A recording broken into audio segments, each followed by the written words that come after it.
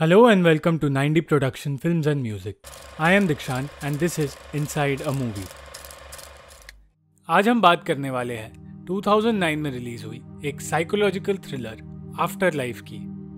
This film stars Liam Neeson, Christina Ricci and Justin Long in key roles.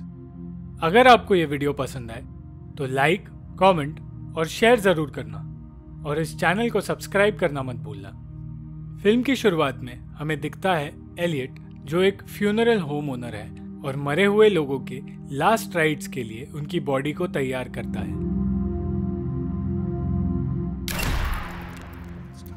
जिस तरह Elliott उन dead bodies से बातें करता है और उन्हें एक दोस्त की तरह प्यार से रेडी करता है, उससे हमें ये समझ आता है कि एलियट कई सालों से ये कर रहा है. एना, जो एक मिडिल स्कूल टीचर है, अपने बॉयफ्रेंड पॉल के साथ रहती है. इन तीनों की लाइफ एक दूसरे से कैसे जुड़ती है जब एना जिंदगी और मौत के बीच एक इंसिडेंट की वजह से फंस जाती है, ये इस फिल्म की कहानी है. If you like watching original short films, check out the links given in description and subscribe to our channel. You can find award-winning original short films on our channel.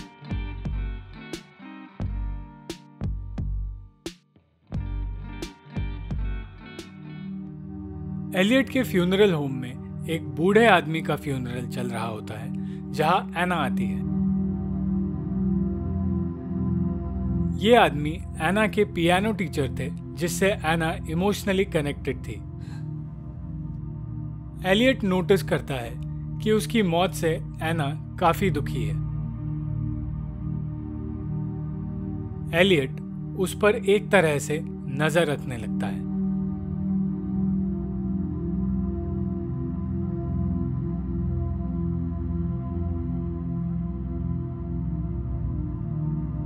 एना एक इमोशनली इनसिक्योर इंसान है और इसी वजह से उसके और Paul के रिलेशनशिप में काफी प्रॉब्लम्स है.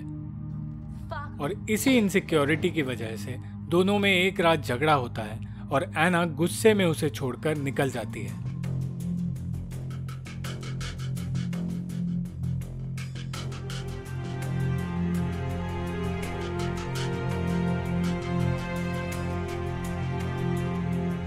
तेज बारिश में गाड़ी चलाते हुए एना की कार के पीछे एक वैन आती है जिसका ड्राइवर बार बार हॉर्न बजाता है. उससे डिस्ट्रैक्ट होकर एना का एक्सीडेंट हो जाता है.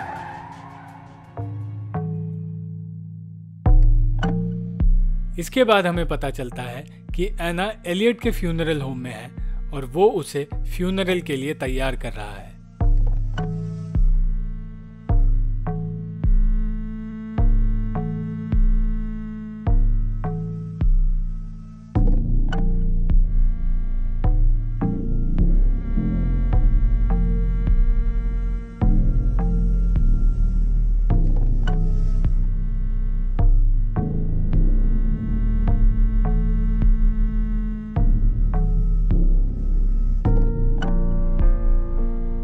पर फिर एना आंखें खोलती है और एलियट उसे बताता है कि वो मर चुकी है.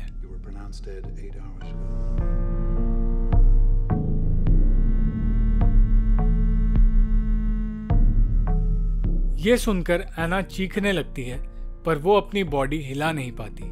पर अगर एना मर चुकी है तो एलियट उससे बात कैसे कर रहा है? एक्चुअली एलियट के पास एक गिफ्ट है जिससे वो मरे हुए लोगों से बातें कर सकता है और उन्हें सुन सकता है. वहीं दूसरी ओर पॉल परेशान है क्योंकि एना वापस घर ही नहीं है.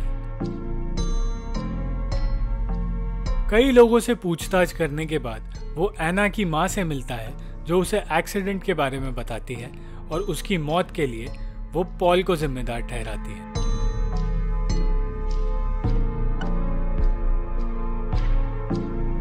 एना के हेड इंजरी को स्टिच करते हुए एलियट को किसी के आने की आवाज आती है. ये एना की माँ है. एलियट एना को एक इंजेक्शन देता है और कहता है कि इससे उसके मसल्स रिलैक्स हो जाएंगे. इसके बाद एलियट एना की माँ से मिलता है जो एना की बॉडी देखना चाहती है और एलियट उसे एना की बॉडी के पास ले जाता है.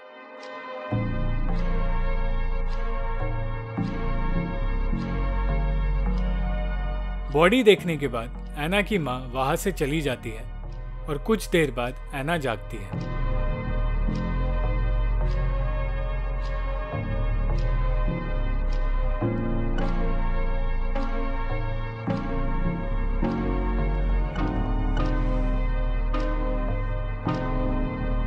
पर जब वो अपनी पल्स चेक करती है तो पल्स फील नहीं कर पाती। तभी वहां पॉल आता है, पर एलियट उसे एना की बॉडी देखने नहीं देता क्योंकि सिर्फ ब्लड रिलेटिव्स बॉडी को देख सकते हैं। एना पॉल की आवाज सुनकर उसे बुलाने की कोशिश करती है, पर पॉल उसकी आवाज सुन नहीं पाता। इसके बाद पॉल एना को देखने की हर कोशिश करता है और अपने दोस्त से भी मदद मांगता है जो एक पुलिस ऑफिसर है, पर कोई भी उसकी मदद नहीं करता। पॉल, जो खुद को एना की मौत का जिम्मेदार मानता है, इस सब से टूट जाता है और हार मान लेता है। वहीं दूसरी ओर एना को रात को कुछ अजीब चीजें दिखने लगती है। वो बूढ़ी औरत जिसकी डेड बॉडी एना ने देखी थी, वो एना को अपने पास खड़ी हुई दिखती है और फिर एक डार्क रूम में एना को कोई खींचता है और उस डार्क रूम में एना को अपने बचपन का रूप दिखता है जो उसे कहती है कि अब वो मर चुकी है। पर फिर एना को रियलाइज होता है कि ये सब उसका भ्रम था। एना को रियलाइज होता है कि उसने अपनी लाइफ को और पॉल को ग्रांटेड लिया। फ्रस्ट्रेशन में आकर जब एना चीजें तोड़ने लगती है, तब उसे एलियट के कोट में एक चाबी मिलती है जो वो अपने पास रख लेती है।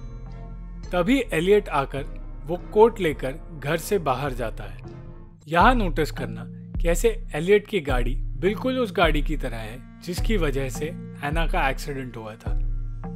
यहाँ हमें एक हिंट मिलता है कि वो एक्सीडेंट एलियट ने करवाया था और वो एना को कन्विंस कर रहा है कि वो मर चुकी है और इसीलिए वो उसे किसी से मिलने नहीं दे रहा। यहाँ से फिल्म का मेन सस्पेंस यही है कि एना जिंदा है या सचमुच मर चुकी है। क्योंकि एलियट बाहर है तो इस मौके को देखकर एना चाबी से दरवाजा खोलती है और घर से बाहर जाने की कोशिश करती है। पर तभी एलियट वापस आ जाता है क्योंकि उसने पेट्रोल पंप पे अपना कोट चेक कर लिया था और उसे पता था कि चाबी कोट में नहीं है। एलियट से बचते बचाते एना एक रूम में पहुंचती है जहां उसे एक फोन मिलता है। वो पॉल को फोन करती है, पर डिस्टर्बेंस होने की वजह से पॉल को लगता है कि कोई उसके साथ एना का नाम लेकर मजाक कर रहा है और फिर एलियट एना को पकड़ लेता है और गुस्से में उससे कहता है कि अगर उसे भरोसा नहीं है कि वो मर गई है तो मिरर में अपने आप को देख ले। और तब मिरर में अपने आप को देखकर एना कन्विंस हो जाती है कि वो मर चुकी है। पर जब मिरर पर एना की सांस का रिफ्लेक्शन आता है तो एलियट उसे एना के देखने से पहले ही साफ कर देता है। यहां हमारा डाउट क्लियर हो जाता है, एना सचमुच जिंदा ही है। अगले दिन पॉल को जैक, जो कि एना का एक स्टूडेंट है, ये कहता है कि उसने एना को एलियट के घर में देखा था, पर पॉल ये बात नहीं मानता। एना के पास एक नई बॉडी आती है जो एक पुलिस ऑफिसर के भाई की है। वो पुलिस ऑफिसर एना की बॉडी को हिलते हुए देखता है, पर जब वो एना की हार्ट बीट चेक करता है तो सोचता है कि ये उसका भ्रम था। वही पॉल एक और बार कोशिश करता है पुलिस की मदद लेने की, ये कह के कि सिर्फ पल्स चेक करके एना को मरा हुआ बताया था और ऐसा एक ड्रग है जो कुछ देर के लिए इंसान का पल्स रोक देता है। एक बार के लिए उसका दोस्त कन्विंस हो जाता है, पर फिर वो पुलिस ऑफिसर कहता है कि उसने चेक किया था एना की हार्ट बीट नहीं चल रही थी। इस सब के बाद पॉल पूरी तरह से टूट जाता है। जैक, जो मौत के कॉन्सेप्ट में काफी इंटरेस्ट लेता है, वो एलियट से प्रभावित हो जाता है। वो उसके पास मौत के बारे में चीजें सीखने जाता है। तब एलियट उससे एक बात कहता है जो उसके दिमाग में रह जाती है। वो कहता है, मैं मरे हुए लोगों को फ्यूनरल के लिए तैयार करता हूँ, वो लोग जो अंदर से मर चुके हैं। मेरे पास और कोई रास्ता नहीं है। ये लोग हमारे आसपास गंदगी फैलाते हैं और उस ऑक्सीजन को वेस्ट करते हैं जो उन लोगों के लिए है जो सच में जीना चाहते हैं। अब एना, जो रिग्रेट और गिल्ट में है और ये सोच रही है कि वो अगर जिंदा होती तो अपनी लाइफ बेहतर तरीके से जीती, वो एलियट को कहती है कि वो भी खुशी से जीना चाहती थी। एलियट कहता है उसकी लाइफ में उससे प्यार करने वाले लोग थे, मगर वो फिर भी खुश नहीं थी। तो वो कहती है कि उसे अपनी गलती का एहसास है।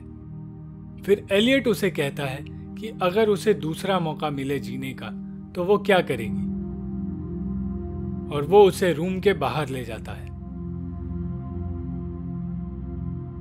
जिसके बाद एक हेल्यूसिनेशन से डर के वो फिर से उस रूम में आ जाती है और कहती है कि अच्छा हुआ वो मर गई। अब एना ने अपनी मौत को एक्सेप्ट कर लिया है और फ्यूनरल के लिए तैयार है, पर तभी वो मिरर के रिफ्लेक्शन में अपनी सांसों को देखती है और उसे रियलाइज होता है कि वो जिंदा है। इससे पहले कि वो कुछ कर पाती, एलियट उसे बेहोश कर देता है और उसका फ्यूनरल खत्म हो जाता है।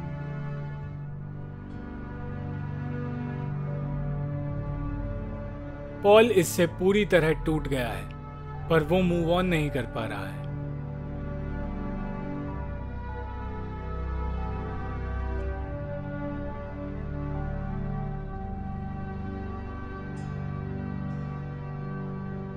एलियट फ्यूनरल के बाद उससे कहता है मूव ऑन होने के लिए, पर वो नहीं सुनता। तभी एलियट कहता है कि एना जिंदा है और पॉल को उसके पास जाने के लिए कहता है।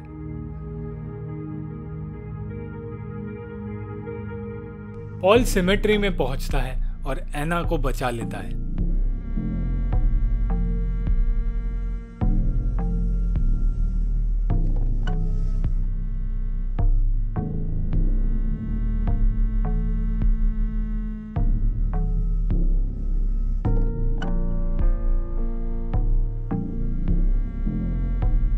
पर कहानी यहां खत्म नहीं होती। पॉल आंखें खोलता है तो वो एलियट के बेसमेंट में होता है। ये सब कुछ इसका हेल्यूसिनेशन था। पॉल कभी सिमेट्री में पहुंचा ही नहीं था। रास्ते में ही एलियट ने उसका एक्सीडेंट बिल्कुल वैसे ही करवाया था जैसे एना का करवाया था, और ये सब कुछ वो पॉल को बताता है। वो पॉल को ये बताता है कि वो अंदर से मरे हुए लोगों को एक और मौका देता है जीने का, और देखना चाहता है कि वो चेंज होते हैं या नहीं। पर जब वो चेंज नहीं होते तो एलियट उन्हें मार देता है, और यही वो अब पॉल के साथ करने वाला है। एलियट पॉल को अपने पूरे प्रोसेस के बारे में बताता है, कैसे उसने ड्रग्स देकर इन दोनों को मरा हुआ दिखाया और कैसे हेल्यूसिनेशन क्रिएट किया। ये सब बताने के बाद वो पॉल को भी फ्यूनरल के लिए तैयार करता है, और जैक जो एलियट से पूरी तरह प्रभावित है ये सब देख रहा है, और शायद फ्यूचर में वो भी एलियट जैसा एक सीरियल किलर बन जाएगा।